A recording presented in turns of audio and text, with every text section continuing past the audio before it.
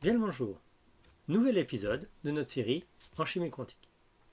Alors, après une introduction sur la boîte de potentiel, l'atome de Schrödinger, les systèmes à plusieurs électrons où on arrive à des équations que l'on ne peut pas résoudre mathématiquement, nous avions travaillé sur des diagrammes d'orbitales moléculaires afin de commencer à faire de la chimie en fait, c'est-à-dire vraiment de la chimie quantique.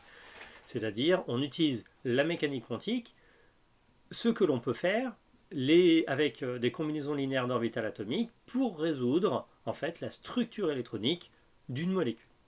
Et avec les électrons les plus hauts en énergie, les niveaux HOMO, ou les premiers niveaux sans électrons, en fait, les niveaux qui sont juste au-dessus, LUMO, nous pouvions discuter du caractère basique et acide, donneur et accepteur des différentes molécules.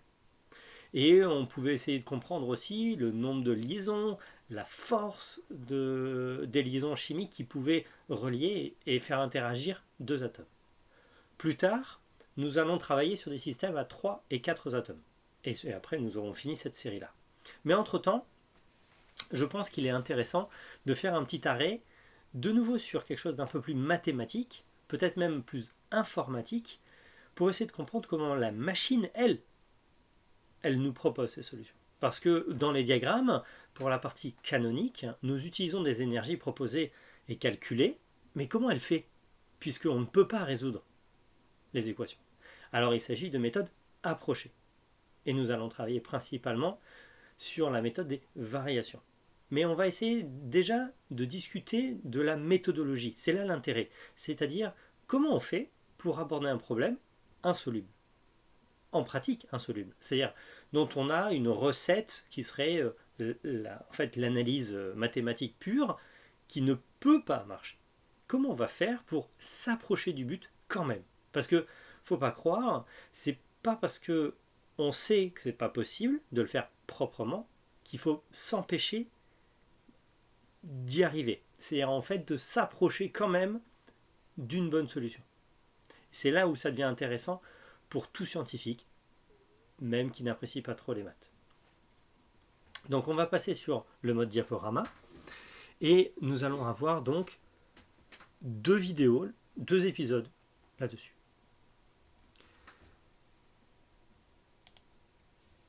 Nous allons travailler donc sur les systèmes autocohérents et la méthode des variations. Alors, pour le premier épisode, nous allons introduire en fait la méthode et nous allons introduire aussi les fondamentaux mathématiques. Et lors du prochain épisode, nous pourrons travailler un peu plus sur la méthode des variations appliquées à un système. Alors, nous sommes toujours dans le chapitre 4, les systèmes à plusieurs électrons, et nous en sommes donc au point 5, l'avant-dernier point.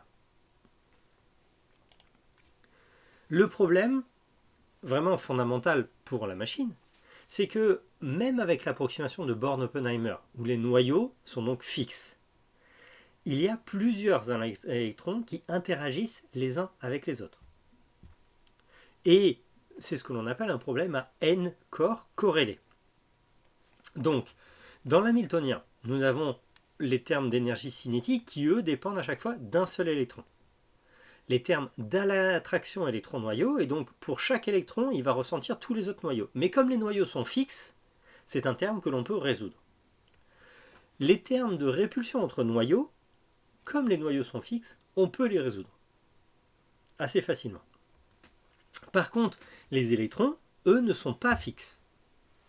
Et donc, la position d'un électron va dépendre à chaque instant de la disposition de tous les autres électrons. L'idée là maintenant, c'est d'essayer de réfléchir, de votre côté, à comment faire. Alors, je vais vous présenter le problème avec de nouveau le petit jeu de perception de l'environnement. Donc on avait déjà parlé une fois. Vous imaginez que vous êtes plusieurs copains. Vous prenez une pièce, vous enlevez tous les meubles, vous les poussez contre le mur, d'accord, pour éviter de vous blesser. Ou à la limite, si voilà, vous les placez à des endroits, en fait, vous les concentrez à des endroits pour essayer d'avoir un maximum de déplacement possible. Vous êtes à partir de là des électrons. C'est-à-dire en fait des charges négatives et vous allez vous repousser. On va considérer que le but du jeu, ça va être de vous déplacer, d'occuper tout l'espace, d'accord? Et potentiellement, c'est là où ça devient un jeu intéressant en termes de communication ou de plutôt ça peut être utile, là, par exemple quand on fait du théâtre, ça permet de travailler sa perception de l'environnement. Donc il faudrait être capable de courir en principe. Et honnêtement, ça peut être très drôle. Surtout en fin de soirée. Alors,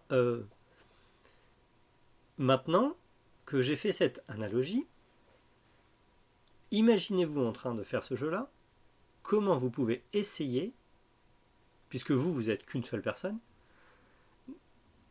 comment vous allez essayer d'optimiser la solution.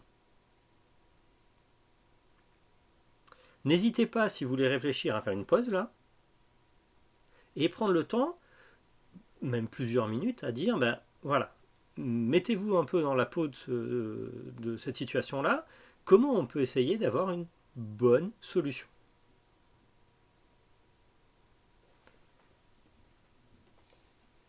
La première personne qui a, enfin, les premiers travaux, on va dire, publics et puis qui ont abordé ce problème-là, étaient, en fait, ont commencé dès les années 20, c'est-à-dire dès les premiers systèmes et l'équation de Schrödinger. Et Douglas Hartree a proposé l'idée que l'on va utiliser une fonction donc pour un électron et que tous les autres, dans cette fonction-là, tous les autres électrons, eux, sont considérés immobiles et on moyenne un peu leur position. C'est-à-dire qu'en fait, vous êtes avec vos camarades, on court, et à un moment donné, et c'est ce qui se passe normalement, c'est-à-dire que quand vous êtes en train de regarder la direction vers laquelle vous voulez aller, vous êtes forcément en train de regarder où sont les autres. Et les autres, en considérant où ils sont et d'où ils venaient. C'est quelque chose qui est instinctif, c'est-à-dire que on sait à peu près, normalement, vous êtes au courant de dans quelle direction ils vont à peu près, en fonction de leur disposition, etc. Et donc, vous savez si là vous allez taper sur quelqu'un, comment l'éviter, comment aller dans une zone où il y a moins de monde, etc. Le but étant dans l'exercice d'occuper l'espace en minimisant la répulsion, c'est-à-dire en gros en se laissant suffisamment d'espace chacun. Et bien c'est ça. On va considérer que les autres électrons en fait ne bougent pas pendant qu'on va essayer d'améliorer la disposition, la fonction monoélectronique. Et donc, ils vont considérer en fait un champ d'interaction moyen. Après, ce que l'on va faire, c'est que, en réalité, là, on est en train de discuter d'un exercice de théâtre qui se fait avec une dépendance dans le temps. Nous, on va travailler sur l'équation indépendante du temps, donc sur des états stationnaires. Et donc, notre électron, en fait, il aura une fonction avec une zone de présence plus ou moins concentrée. Ça va changer d'ailleurs son énergie cinétique. S'il est dans un très faible espace, il aura beaucoup d'énergie cinétique, mais peut-être qu'il aura donc comme ça moins aussi de répulsion électronique. Donc on va après donner des zones, travailler sur la fonction d'onde de chaque électron, et quand on en a travaillé sur un, on passe à l'autre, etc. On les fait tous. Puis on peut essayer d'améliorer, et on va donc par exemple faire varier ou perturber. Donc il y a plusieurs méthodes pour après améliorer la solution. Nous, on va travailler sur la méthode des variations. Et une fois qu'on a fait ces petites perturbations ou ces petites variations, on a donc une nouvelle solution, on calcule son énergie et on voit si c'est mieux. Donc grosso modo, c'est on est en train de jouer, on s'arrête et on dit bah toi t'es trop à gauche, tu fais 2 pas de côté. Et là, en fait, on pourrait essayer comme ça d'améliorer la disposition de chacun en ayant fait un freeze. D'accord ? Tout le monde congelé, bloqué, immobile. Comme on va répéter l'opération, pour essayer d'avoir l'énergie la plus stable possible, on va parler d'un processus itératif. Donc, je suis désolé d'ailleurs pour la qualité des photos. Pour Douglas Hartree et Slater, les photos sont sur la Wikimedia. les photos libres de droit sont très rares et de très mauvaise qualité. En fait, c'était juste des portraits dans une conférence. Et donc là, pour être capable d'apercevoir un peu la personne, entre guillemets, bon, elles sont vraiment pas très belle qualité. Donc ça, c'était Douglas Artry, et cette méthode a été améliorée par un scientifique russe de Saint-Pétersbourg qui a travaillé aussi un peu à Moscou, et indépendamment par John Slater, qui a fait beaucoup de choses en chimie quantique, qui a principalement travaillé au MIT, on va dire, et au laboratoire Bell. Donc à partir de là, en fait, on va travailler sur une fonction d'onde. D'ailleurs, en fait, c'est pas juste un produit de fonction d'onde, c'est un déterminant, mais on verra ça une prochaine fois. Et on va améliorer jusqu'à ce qu'on ne puisse pas faire mieux. À ce moment-là, en fait, on a la solution qui est autocohérente. C'est-à-dire, en fait, on travaille de façon, on itère, c'est-à-dire on répète le processus jusqu'à ce qu'on ne puisse plus mieux faire. Et on parle alors de ce cas-là que le calcul est arrivé à convergence. Il a convergé vers la solution de plus basse énergie. Donc en français, on parle de champ moyen autocohérent, c'est-à-dire qu'en fait, il est cohérent avec lui-même et aucune autre modification ne l'améliore. Ou en version anglaise, Self-Consistent Field, souvent abrégé par SCF. Donc là-dessus, c'est notamment la méthode des fonctions d'onde la plus classique à la sortie de la Seconde Guerre mondiale, c'est la méthode Hartree-Fock qui s'utilisait avec le déterminant Slater. Donc ces trois personnes ont vraiment eu un impact phénoménal sur la partie chimie informatique, c'est-à-dire comment on va traiter de façon informatique ou mathématique d'ailleurs. Hein. Mais l'idée, enfin très vite, on a programmé les machines même à la sortie de la Seconde Guerre mondiale, hein, parmi les premières applications que les ordinateurs, notamment les premiers superordinateurs qui avaient servi au projet Manhattan pour la bombe atomique aux États-Unis, ils ont ensuite été utilisés pour faire de la chimie. Parce qu'il s'agissait de faire de la diagonalisation de matrices, de travailler en fait sur des opérations mathématiques longues et laborieuses. Et plus il y a d'électrons, plus la matrice est grande, et en fait il y a de chances de se tromper à la main. Et en fait, comme c'est quelque chose qui se fait de façon itérative, en fait, c'est des boucles que on continue à boucler. Ça s'applique très bien à un ordinateur. L'ordinateur, en fait, fait très bien ce genre de choses. Il est con comme un balai, il ne comprend rien à la chimie, mais par contre, diagoniser des matrices, il sait faire très rapidement. Et donc, en fait, c'est pour ça qu'on parle ici là de chimie informatique, mais en réalité c'est juste une méthode mathématique qui s'applique ou qui s'utilise ou qui s'implémente très, très facilement, on va dire, ou entre guillemets, qui correspond tout à fait à ce que peut faire une machine. Alors, l'idée fondamentale derrière cette méthode, c'est qu'on ne peut pas battre la réalité. C'est-à-dire que si on va considérer l'état fondamental d'une molécule, si elle est toute seule, ou si on prend un système, et si on veut savoir comment se mettent les électrons, en fait, si on est capable de résoudre correctement l'équation de Schrödinger, on devrait avoir la vraie fonction d'onde, et la vraie fonction d'onde, c'est celle qui a la plus basse énergie possible. Et on ne peut pas imaginer, en fait, de fonction approchée qui va respecter les bons critères. Hein. On va y revenir dessus plusieurs fois, c'est-à-dire continu, dérivable à la deuxième dérivée, et qui respecte les conditions limites et qui est normalisé. Si on respecte tous ces critères-là, en fait, on ne peut pas battre la réalité. Il n'y a aucune raison pour que dans la nature, un atome se retrouve avec une disposition électronique qui pourrait être améliorée. Alors, il y a un vrai développement mathématique que l'on peut faire, il y a une preuve mathématique, mais c'est presque, pour des chimistes, c'est presque plus facile, ou en tout cas plus intéressant de directement parler d'une preuve philosophique, entre guillemets, c'est-à-dire que quand on a une molécule, son état fondamental, la disposition en fait de ses électrons, fait que elle est au plus bas en énergie possible.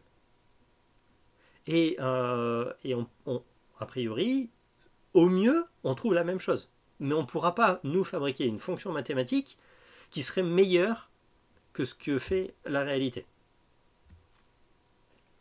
Et si on n'a pas la bonne fonction, on n'a pas la bonne énergie. C'est-à-dire seule la fonction réelle a l'énergie la plus basse. Si on a une fonction approchée, on aura une énergie supérieure. Si on n'arrive pas, si on a la meilleure de toutes nos meilleures fonctions approchées, c'est-à-dire qu'en fait là il ne s'agit pas d'un problème mathématique, etc. On a trouvé, on va dire, on a fait la meilleure fonction possible, et bien la différence avec l'énergie réelle, elle est due en fait à notre incapacité à calculer exactement la corrélation entre les électrons, d'où en fait l'écart à la réalité, ça s'appelle l'énergie de corrélation. Puisqu'il s'agit de la corrélation interélectronique, entre électrons, et pas entre électroniques, mais c'est la corrélation interélectronique ou entre électrons, qui est responsable de la différence entre notre meilleure fonction, l'énergie SCF, et l'énergie exacte. Et on va parler d'énergie donc de corrélation. Alors, comment on va calculer l'énergie pour une fonction approchée? Eh bien en fait, on va utiliser l'équation de Schrödinger. On va utiliser par contre, là ici j'ai noté H, mais en pratique, comme H il y a un terme interélectronique, on va devoir l'écrire sur la base de fonctions monoélectroniques. Donc en réalité, il ne s'agit plus d'un Hamiltonien en passage, mais il s'agit de l'opérateur de Fock de Vladimir Fock, le russe que je vous ai présenté tout à l'heure. Et celui-ci va permettre de calculer la contribution par électron. D'où on obtiendra, et là je l'ai noté avec un petit e, une énergie approchée. Et je vais réserver le grand E à l'énergie réelle que l'on aurait obtenue si on avait utilisé vraiment tout ce qu'il faut. Je vais introduire 2-3 petites notations parce qu'elles sont pratiques et dans l'exemple, on va les utiliser en fait dans l'exemple que l'on va traiter. Alors, on va multiplier l'équation de Schrödinger à gauche et à droite par le complexe conjugué. Notamment, ça va nous permettre en fait après de faire l'intégrale sur l'ensemble du volume. Donc, on va avoir ici une intégrale sur l'ensemble du volume de phi étoile, h phi, d'accord? Et donc, on ne peut pas passer un phi de l'autre côté de h. Hein. La fonction, en fait, ne peut pas, celle qui est juste à droite de l'opérateur, ne peut pas se déplacer et aller à gauche. Hein. Ces deux-là sont liés, notamment parce que dans h, il y a des dérivés. Donc, c'est bien la dérivée de cette fonction. Là, par contre, E, c'est un scalaire. C'est-à-dire que l'énergie, c'est une valeur.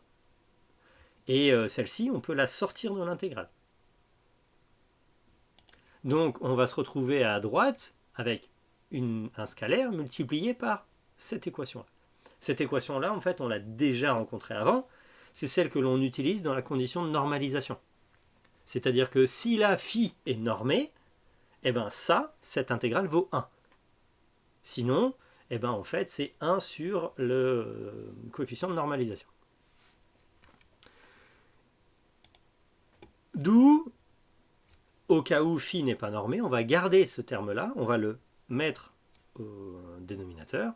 Et donc, on aura ici cette équation-là qui nous dit que l'intégrale de phi étoile h phi dv sur la condition de normalisation, c'est égal à l'énergie approchée, et que au mieux, elle est égale à la vraie énergie, mais sinon, en fait, elle sera supérieure. D'où on va pouvoir changer nos fonctions, tester des fonctions, rajouter des fonctions et des ingrédients pour pouvoir les faire varier et voir si on améliore l'énergie. C'est-à-dire, améliorer, c'est-à-dire descendre en énergie. Donc, si en fait on rajoute une fonction et que ça permet de diminuer l'énergie, donc par rapport aux exemples que l'on a pu voir, il y avait par exemple H2. Dans H2, au départ, on a écrit l'orbitale la plus stable comme la combinaison linéaire liante de deux orbitales 1s. Mais comme il y a un deuxième noyau, on a discuté le fait que en réalité la sphère elle n'était pas bonne puisque la sphère est polarisée. Les électrons à gauche sont polarisé vers la droite et inversement de l'autre côté, c'est-à-dire qu'en fait, notre fonction 1S, elle est déformée. Et pour ça, on va rajouter des fonctions de polarisation. Ben là, c'est ça. C'est-à-dire qu'on prend une fonction et on va lui rajouter des ingrédients. Et si ça fait diminuer l'énergie, c'est quand on est en train d'améliorer la représentation de notre fonction. Sachant que pour l'état fondamental, on n'arrivera pas à faire mieux que la vraie énergie, la vraie solution. Donc, il n'y a pas de remords. C'est-à-dire, même si tu vas chercher une fonction qui te semble bizarre, si elle n'est pas bonne et que ça fait remonter l'énergie, ben, on ne la prend pas et on en prend d'autres. Alors, on ne va pas faire toutes les fonctions du monde, puisque justement, déjà, il faut qu'elles soient continues, dérivables, normalisables et qui respectent les conditions limites. Donc, il y en a une infinité, mais ce n'est pas n'importe quelle fonction. Et enfin, on va utiliser souvent un jeu de fonctions particulier. Alors, tant qu'on y est sur les notations, je me suis dit que c'était peut-être le bon moment de parler des notations de Dirac. Puisque si là on se met à écrire des intégrales, c'est un peu laborieux. Et donc il y a Dirac qui a proposé une notation qui est assez facile. Alors, en fait, on va remplacer tout ce qui est le symbole intégral par des crochets. En anglais, on dit des brackets. Et en fait, c'est devenu même le crochet à gauche s'appelle le bras et à droite le ket, bracket. Et les barres séparent en fait la partie gauche et la partie droite. Qu'est-ce qui est sous-entendu dans cette notation? L'intégrale sur l'ensemble du volume et la partie bras, en fait, c'est le complexe conjugué. Alors, moi, je dis le complexe conjugué. En réalité, d'ailleurs, nos fonctions sont réelles. Mais la notation de Dirac, elle est même étendue à tout ce qui est vectoriel. Donc, en réalité, parfois, c'est pas juste un complexe. D'accord, c'est l'adjacence et tout ça. Donc, c'est même une notation qui est plus générale que... mais restons simples, ici, chez nous, par rapport à nos notations, en fait, en gros, il remplace l'étoile. Donc, à gauche, il y a une étoile, à droite, il n'y a pas d'étoile. Mais comme là, en pratique, sur nos solutions, elles sont toutes réelles, d'ailleurs, en fait, les étoiles, on les utilise pas. C'est la même chose, sur le coup. Mais, voilà, je préférerais le signaler quand même, notamment parce qu'il y en a qui font peut-être de la physique quantique, et eux, dans certains exemples, c'est important qu'il y ait l'étoile, et donc voilà. Alors, donc le terme où il y a le H, eh ben, on va mettre l'opérateur au milieu, et l'opérateur va agir sur le ket, c'est-à-dire sur la partie à droite. Et quand il n'y a pas d'opérateur, on est directement comme ça avec phi. Donc là ici, il s'agit en fait de la condition de normalisation. Si on a deux fonctions différentes, par exemple f et g, ben on aura f à gauche et g à droite, et là en fait on aura le taux de recouvrement entre les deux fonctions. C'est compris entre 1 et 0. 1, ça voudrait dire que les deux fonctions sont entièrement recouvertes, c'est-à-dire qu'en réalité, il s'agit de la même fonction, ou elles sont totalement orthogonales, et dans ce cas-là, le recouvrement vaudrait 0. D'où la condition de la recherche sur l'énergie, en fait, va s'écrire de cette manière-là, avec donc le bras phi h ket phi, et bracket pour le recouvrement phi, et ça c'est égal à l'énergie approchée. Je vous propose de reprendre un petit exemple que l'on connaît bien, la boîte de potentiel à une dimension. Ça nous permet de faire des maths pas trop compliquées et de voir surtout en fait l'intérêt de cette méthode et comment elle marche en pratique. Nous avons dans la boîte de potentiel les solutions exactes. Alors, il s'agit de la taille A est égal à 1 pour faire plus simple. On va prendre ici la fonction d'onde exacte et je vous l'ai représentée. Et on va imaginer dans l'exercice le cas où on ne connaîtra plus la fonction. C'est-à-dire que en fait là ici la fonction n est égal à 1, n est égal à e, n est égal à 3, on a les énergies réelles. L'énergie qui dépend de n s'écrit n h carré 8m carré. Donc là, ici, A est égal à 1. Je vais travailler en unité atomique. Donc en fait, j'ai réécrit la même chose avec h bar. D'accord? Donc h bar, c'est h sur 2pi. Donc en fait, ça enlève le 8 qui est en bas. Et par contre, ça rajoute des pi en haut. Mais l'idée, c'est de pouvoir limiter. En fait, h en unité atomique est égal à 1. M est égal à 1. Et donc, ça me fait plus que n carré pi carré sur 2. Pour l'état fondamental, n est égal à 1, l'énergie est donc pi carré divisé par 2. Pour n est égal à 2, c'est 4 pi au carré divisé par 2. Pour n est égal à 3, 9 pi carré divisé par 2. Donc là, on a le premier état excité, deuxième état excité. Ce sont donc les fonctions qui correspondent ici. L'état fondamental, c'est la cloche, en fait c'est le sinus qui de 0 va à son maximum au milieu de la boîte et redescend. Eh bien, nous allons essayer de travailler sur des fonctions approchées. Et après, on va le traiter, en fait, sur, avec en fait la méthode des variations. Donc, je vais couper la vidéo en deux pour pas qu'elle soit trop longue. Je vous demanderai de réfléchir maintenant à quel type de fonction nous pourrions utiliser qui ne sera pas le sinus, d'accord? On imagine par exemple qu'on n'a pas le droit donc là d'utiliser le sinus. Quel type de fonction on pourrait prendre pour reproduire la forme que l'on veut? Donc ici, on va s'aider graphiquement, c'est-à-dire qu'en fait, on va utiliser une méthode approchée dont on connaît à peu près la forme. En pratique, on n'a pas la forme, on n'a pas la solution exacte, on va juste essayer et comparer avec l'énergie. Mais là, ici, je trouve que c'est plus pédagogique et ça nous aide de pouvoir nous raccrocher étape par étape à la solution réelle. Je vous laisse réfléchir à ça et je vous retrouve au prochain épisode.